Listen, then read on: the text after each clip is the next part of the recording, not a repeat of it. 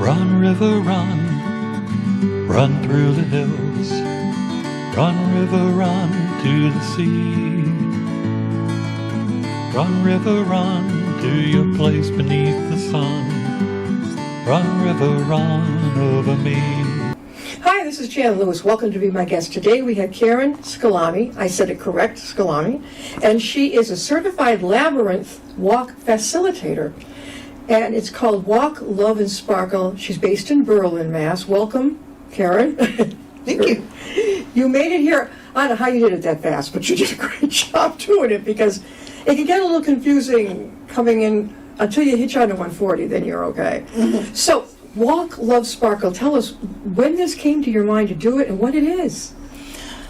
It came to my mind pre-COVID. I became involved in different groups of coaches who coached coaches. And I thought of the whole thing, the whole logo or the whole motto would be walk your path, love yourself, and make your life sparkle. So that's short for that. So, did you know at an early age that you wanted to do this? I had no idea. Like when I was living in Boston, I went to California for grad school, came back to live in Boston because I missed the seasons, and I wanted to live in New England. And then when I moved here, I became involved in a poetry group called Stone Soup Poetry, founded by Jack Powers, and now emceed by a great gentleman named Chad Parento. And then I had another friend named James, who's a great poet. He had a small little creativity group at St. Paul's Cathedral on Tremont Street in Boston. And it was taped in the parish hall in the basement.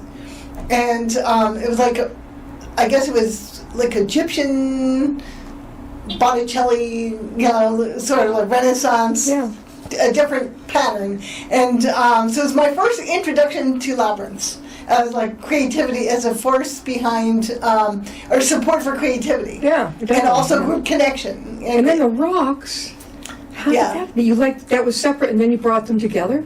I did. And, well, that was later on. Yeah. Because then after then I moved into co-housing in Berlin, the co-housing community, and one of my neighbors built a labyrinth in our community. And with leaves. Basically, intentional community, a form of intentional community. A what?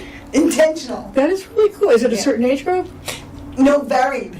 Whoever feels like they want to be in community and want to come. This. Yeah. And you kind of all contribute, but you live in your own little separate igloo, type of thing. So then so you started your labyrinth interest. And when did you do your first design? Much later.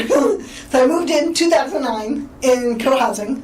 And I walked the labyrinth for a while, and I researched them, and and different ways I could be more involved and train as a facilitator. A couple of my neighbors were good at facilitation. They would host some labyrinth walks for the summer and the spring, and then also the winter solstice.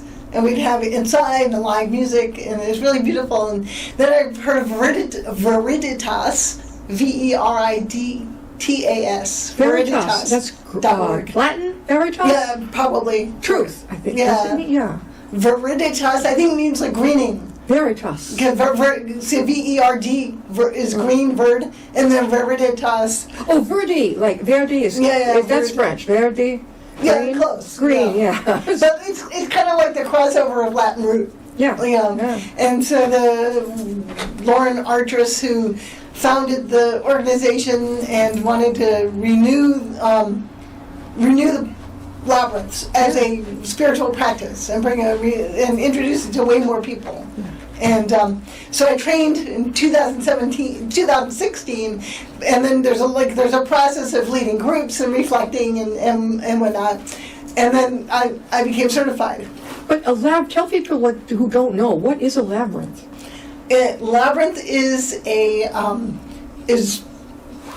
spiral path with one path into a center and one path out. It's got like turns. A fun house. You can find your way out, right? Yeah. The path brings you. That's one thing. The difference between a labyrinth and a maze is that the labyrinth actually is straightforward. You don't have to worry about it, and it engages your right brain instead of your left brain. Like where the maze engages more your left brain problem solving. This, you can relax and trust the path and to come to the center. And there's a lot. Church France and the cathedral. There's a big labyrinth. Yeah. I get to go there. It's one of my Where is it? bucket list. Chartres, France. It's an old little medieval town in France, outside Paris. Not too far outside Paris, actually. Yeah. And they do walks on Friday. They host walks on Fridays. And Is it just like a plane, or don't they have?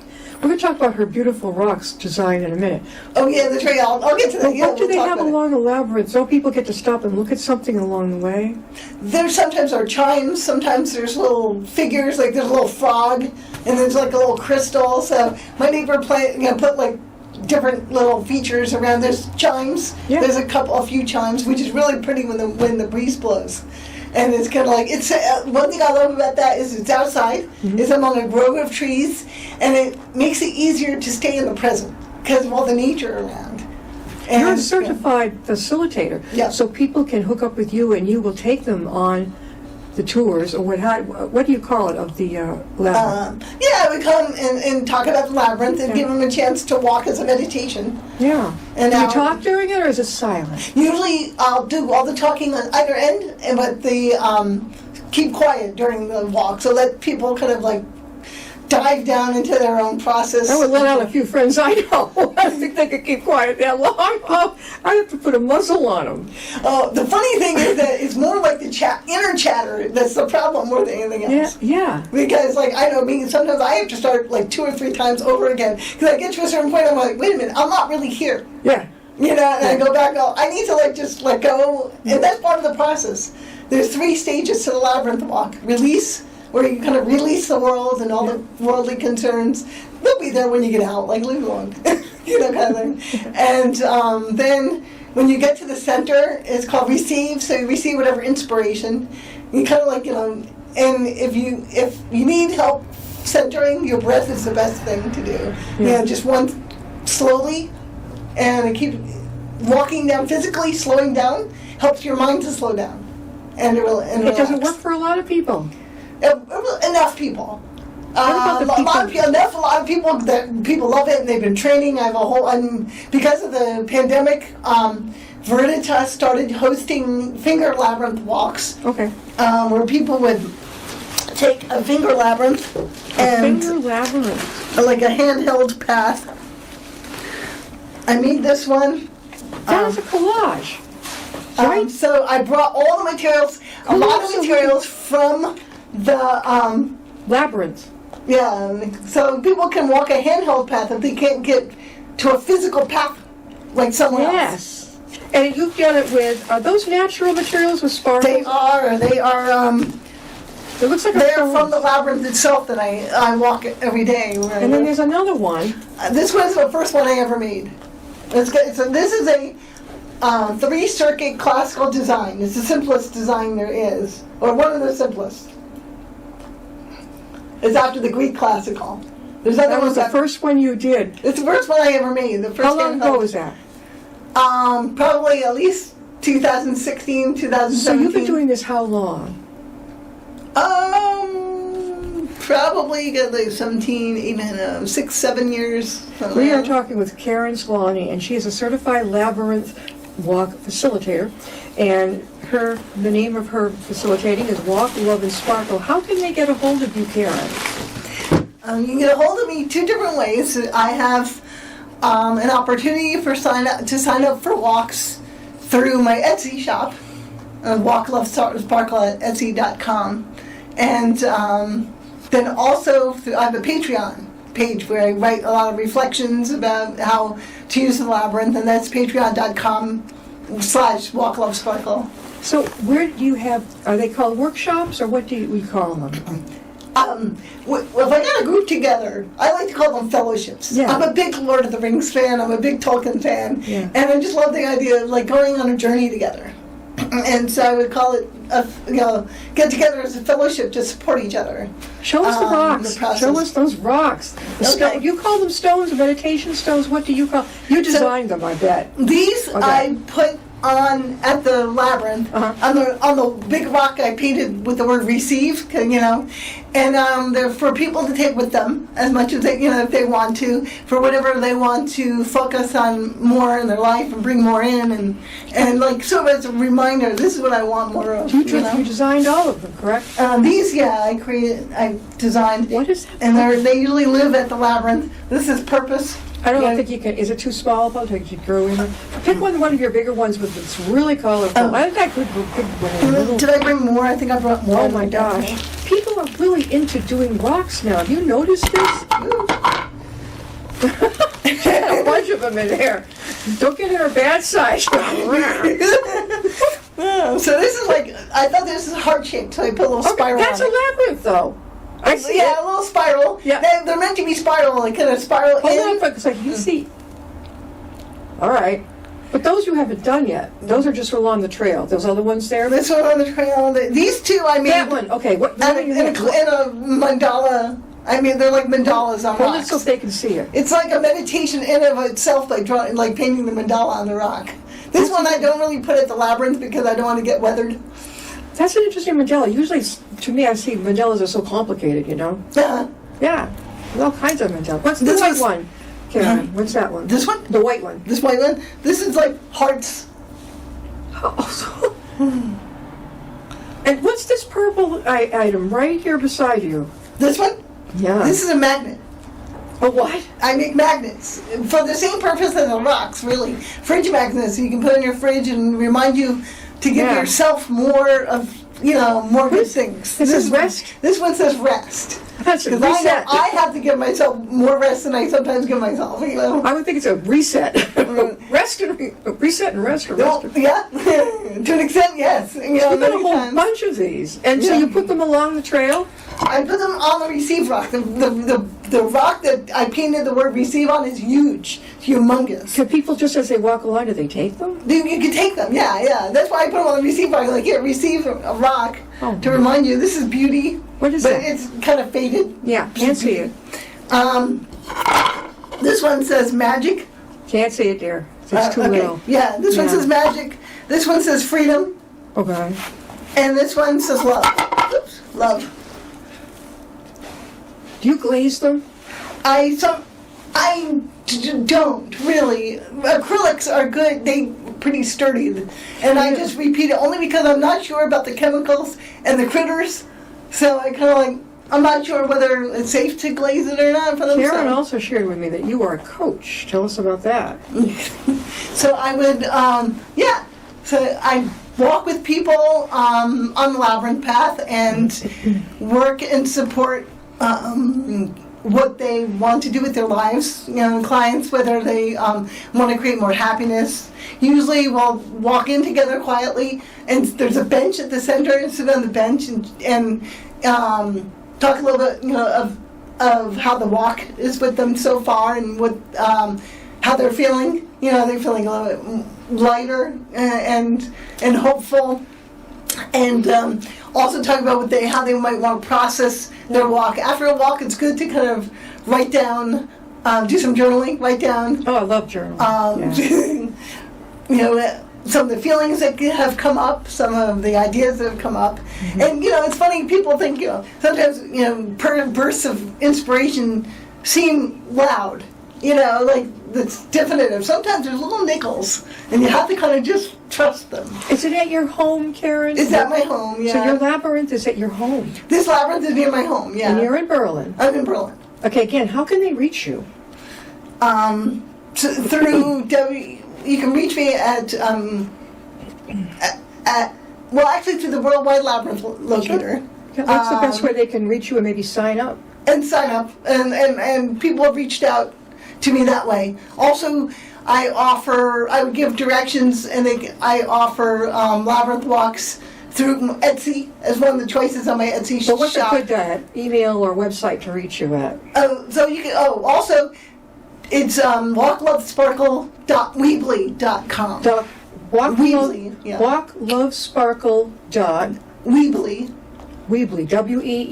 BLY. Weebly. .com. .com.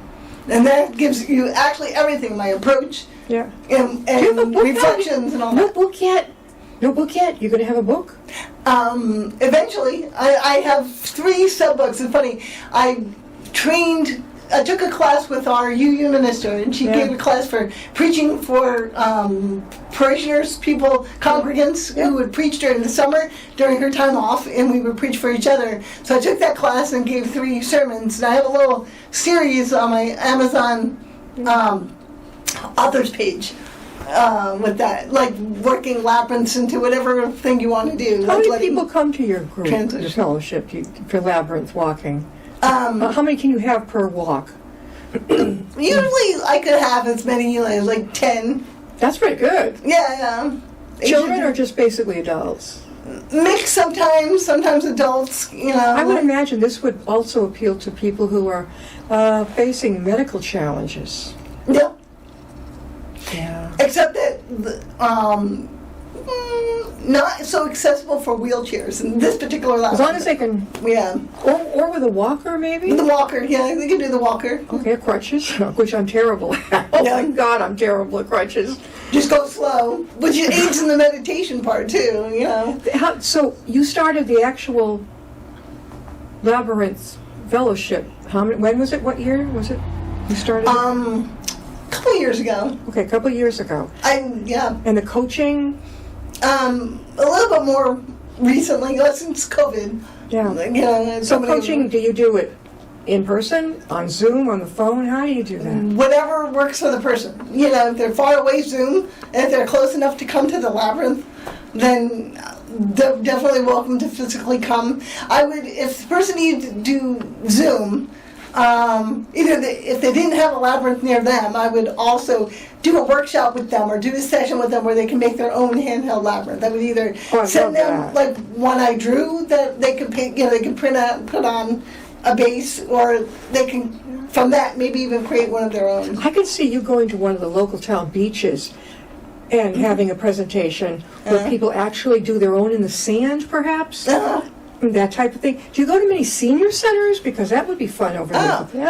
I haven't yet. So Libraries, all kinds. They have the big activity rooms. Right. We also have 19 Carter, which is a community area. What? 19 Carter, which is a community center, that's across from our library. Oh, okay. Yeah, and you do it there too? And one of my dreams is to paint a labyrinth on canvas. And I haven't yet done that. And, That would be cool. Yeah. And When then, you went bring it to around after people. college, where'd you graduate high school? Well, high school, I'm from New York, so Okay, my New York. parents- Oh, okay. All right. So then you went to what college? I went to Marist, Marist College in Poughkeepsie, New York. My father used to go to Poughkeepsie, lived in Massachusetts. I remember Poughkeepsie on business. Yeah. Okay, but when you went to college, what did you major in? Psychology. Are you a psychologist? No. I ended up coming, when I moved to Massachusetts, having a master's of education, elementary education. So I did some teaching in the classrooms. So and now that I'm in the Labyrinth, I want to go back and get them. And Did you more for do children. Labyrinths with the kids at all? They would Not have yet. I wasn't into Labyrinth yet. Not yet. then. I can see kids loving them. Oh yeah, some kids, a couple of children from our RE program, our UU Church RE program, love to come to the Labyrinth, and they have like a coming of age program, and a few of the boys came and walked the Labyrinth. They wanted to make that part of their experience. I can see the young ones with autism. This is good for focus. Yeah. ADHD, focusing, and it's creative, there's no rule. They just kind of do your circle and design around it, sparkles or little rocks, whatever you want to do. That sounds like do the people that come to the Labyrinth, do they in the end get to make their own like you made yours? One group did. Actually, one group that I did do that. One of the RE groups, and they loved it. I did a template in clay that they could I work would from. love that. Yeah. But is there a fee? There wasn't for the UU Church, this is like $25 a person. That's pretty darn good. Would that include the materials to make your labyrinth at the end, maybe? I might make that a little bit higher. Yeah, because more like those cost. 30. And if it costs for that, I would absolutely love that. That to me is a jewel in the crown right there. Not only do you go through the labyrinth and you have your own thoughts, and everybody, and then at the end, you're already kind of prepped in your mind. You've been there, right? Yep. And then what I could see you with the other people coming over to a table, and here are some things to use. Have fun. Mm-hmm. Oh, I bet that is just great. You'd be good at that. You really, really would. So, again, how can they connect with you, Karen? Okay, so it's www.walklovesparkle.weebly.com, and from that website there's a lot of links to my Patreon and to my Etsy shop. Do you have any goal this is terrific already the way it is, but anything further you're going to take the Labyrinth into? Anything further at all? Definitely working with children more, and yeah, I would think too, assisted living. Mm-hmm. Assisted living. Yeah. In some nursing homes, there are people in the nursing homes who still like activities. I would think I would classify it as almost a healing approach. Oh yeah. For anxiety. Yeah. Yeah. Depression. Maybe. Yeah. At least help. You know, I wouldn't say you can go off your depression medication for that, but begin a process to see if it helps alleviate some of the feelings that are not so comfortable or not so happy. Have you connected with have you connected with any of the community mental health facilities in the area? They probably would love to connect with you. Oh, no, see, people come there for counseling, things like this. We have one right up the street. Good. And they're trying to get very active with things to help people, kind of see a different aspect and do something a little different and healing, and I can see it going really, really far. Mm-hmm. Do you have, I know you don't have a book out, but boy, are you good at writing? You said you were in a writing club. Right. At the moment, I wrote a book on gardening, and I wrote a book, some poetry as well, a couple of poetry books there, and a series about sunflowers, and I have a series about the 3 UU sermons I did that do involve prompts and using the Labyrinth as part of the process. Whatever, it's good for making transitions, because you let go of the old and walk in and then you imagine what's next. Yeah, I can see a book coming out, which would be a big hit, because when you give presentations, do your little workshops or things like that at places, right? Yeah. Then you also have your book if they'd like to buy that. Yeah. See how these things come together magically in a way, don't they? We have been really privileged to have Karen with us today, and I'm going to pronounce it correctly this time. Again, it is Szklany. And you have a grown child. Mm-hmm. Is it a he or she? He. What do they think of this, of your beautiful work? They appreciate it. Yeah. They have been kind of keeping a distance from Labyrinth in general. Maybe it's like an individuation, separation. Yeah, your mom. I'm not going to go there right now. It's funny, his girlfriend likes the Labyrinth. Oh, I bet she does. Yeah, that would make sense. He may come around. Yeah, he'll walk it with her, Has he walked it, the Labyrinth? He's walked it. He's like, Labyrinth, maybe because I brought him to somebody who walked when he was a toddler. You didn't have a choice because, Is he your only? He's my only. There you go. You're giving him something really good to feel about, Reverend. You got to think and imagine and be. Thank you for being with us. Oh, thank you so much for having me. This is good. If you decide to go, to come on again, if you want to do something like get the word out more for pre-holiday, like a gift card to somebody who could come to your Labyrinth and you could coach, let me know and we'll get you back on. We will get you back on again. Okay. And you can promote that, because I think a gift card to your Labyrinth and your coaching would be awesome. Thank you. And it would maybe even take in the making your own. Mm-hmm. I love that idea. It's almost like collaging, but in a very dedicated way. Right. Yeah. Thank you for being with us. Thank you so much. See you next time. I'll be my guest.